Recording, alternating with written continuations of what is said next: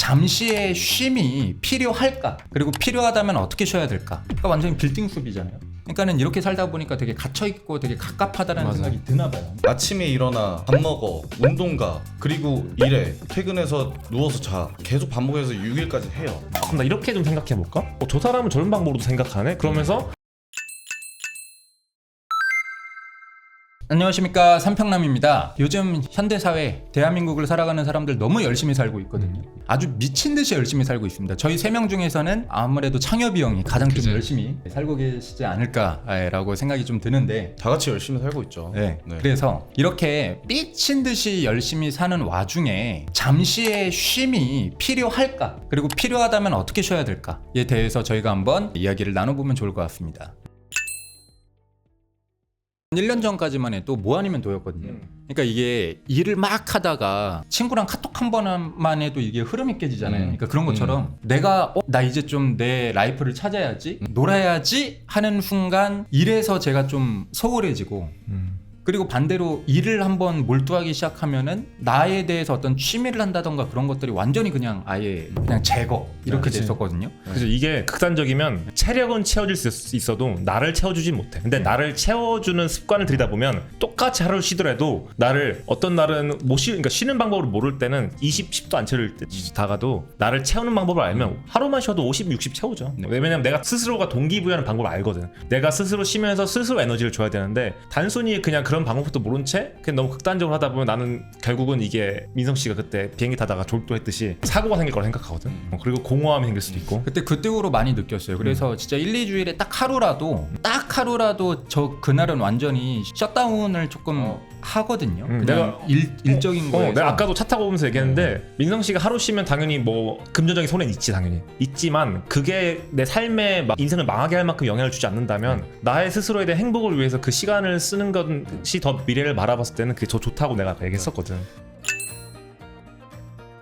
저는 1, 2주가 아니라 일주일에 한 번, 그러니까 일요일이 우리 있잖아요. 그때는 쉬어줘야 되지 않나. 저는 제가 어떻게 행복을 느끼는지 알거든요. 그러니까 뭐냐면 저는 월요일부터 토요일까지 진짜 빡세게 일해요. 빡세게 진짜 아침에 일어나 밥 먹어 운동 가 그리고 일해 퇴근해서 누워서 자 계속 반복해서 6일까지 해요.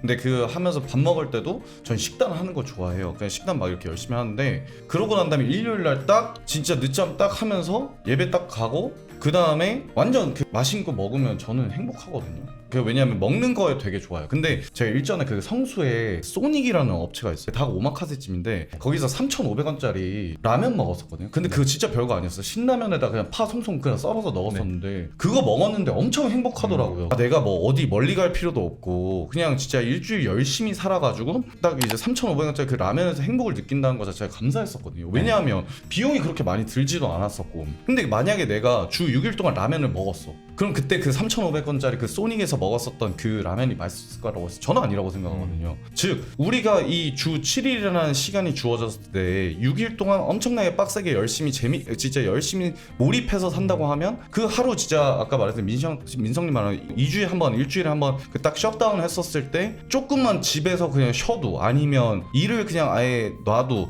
아니면 뭔가 조금 맛있는 거 먹어도 행복할 수 있다라는 거죠. 근데 그거는 전제는 6일 빡세게 살아야 된다.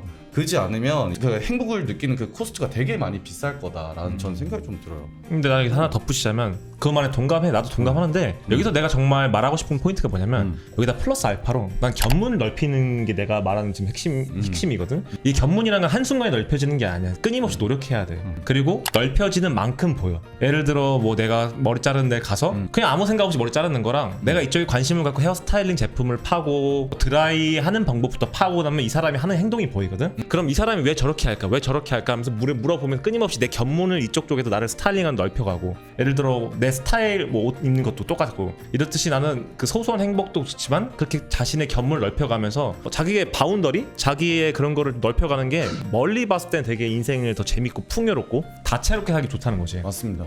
근데 나는 여기서 네. 하나 말해주고 싶은 거는 나이가 들수록 사람이 감도가 없어지거든. 견문은 그 넓힐 수 있는 나이대가 있어 확실히. 내가 40대 가잖아. 우리가 왜 꼰대 소리를 듣는데 갇혀 있어서 그런 거야 결국은. 나도 요즘 내가 감도가 살짝 무뎌진다고 생각하긴 하거든. 20대 때는 자연스럽게 그 감도가 나는 예민하다 생각해서 새로운 게 설레는 게 조금 줄어든다는 요즘에는 뭐 신상 카페나 신상 맛집 옛날에는 무조건 성수동 가면 여기 가고 싶었던데 하고 갔는데 요즘은 갔던 데를 가게 돼 나도 모르게 계속. 그러니까 이게 나이가 들수록 감도가 무뎌진다고 생각하니까 더 노력을 해야 된다 생각해. 그럼 40대 되면 결국은 더 무뎌진단 말이야. 그러다 보면 결국 꼰대 같은 그러니까 어른이 되는 거고 잘못하면. 그래서 나는 이게 지금 20대 때는 20대에서 할 수 있는 선에서 견문을 넓히고 30대는 30대 선에서 조금 더 쓸 수 있는 선에서 그 소비층에 맞춰서 견문을 넓히는 게 중요해. 내가 맞아요. 보기에는. 그러니까 결론적으로는 저는 매일매일 그 일을 하다가 하루를 어영부영 쉬어버리면 그 쉰 다음 날이든 아니면 일하는 매일매일이든 하루의 시작인데 체력이 10%에서 시작한다는 느낌을 되게 받았었거든요. 그러니까 이때부터는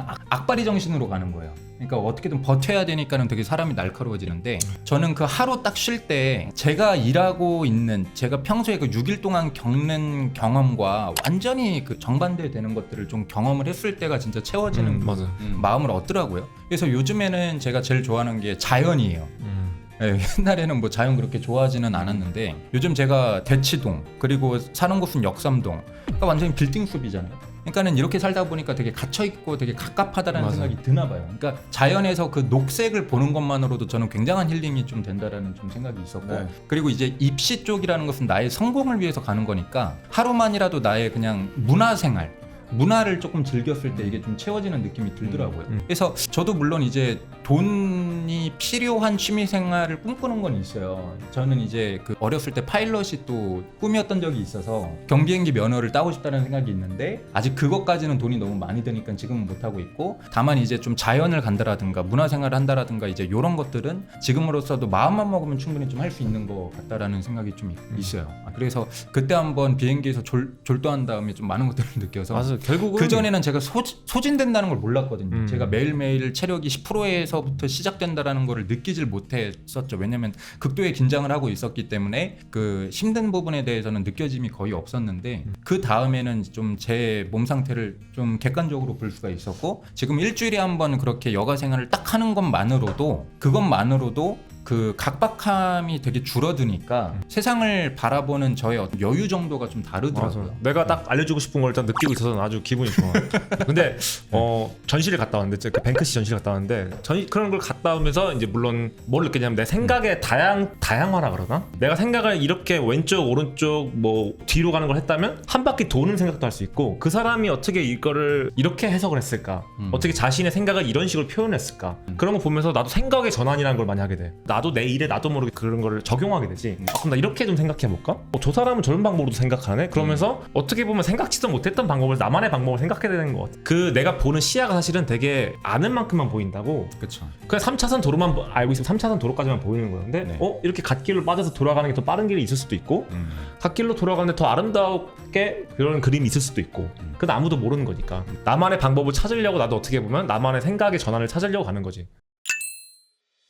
사실 정답이란 없는 것 같아요. 그러니까 저희끼리는 생각이 워낙에 다르다 보니까 계속 꼬리에 꼬리를 물고 늘어졌지만 창엽이 형은 라면에 파송송해서 먹는 게 행복이래요. 예. 네. 근데 대호 형님은 또 아까 뭐 전시를 가셨고 견문을 넓혀야 된다. 네, 견문을 적당히. 넓혀야 된다 그랬고 저는 저 나름대로의 어떤 각박한 어떤 그 긴장을 풀어주는 또 저만의 방식이 있는 것이고 그러니까 그게 무엇이든 여기서 중요한 것은 주 7일 중에서 하루 정도는 나를 좀 돌아보는 시간 그리고 나를 좀 리프레시할 수 있는 그 마음의 여유를 가지는 게 가장 중요하지 않을까라고 생각을 해봅니다. 여러분들 빡세게 사시고 그다음에 라면 하나 드세요. 행복할 겁니다. 좋습니다. 이상으로 삼평남 마치도록 하겠습니다. 도움이 되셨으면 구독과 좋아요 남겨주시면 감사하겠습니다. 행복한 하루 되십시오. 네, 감사합니다.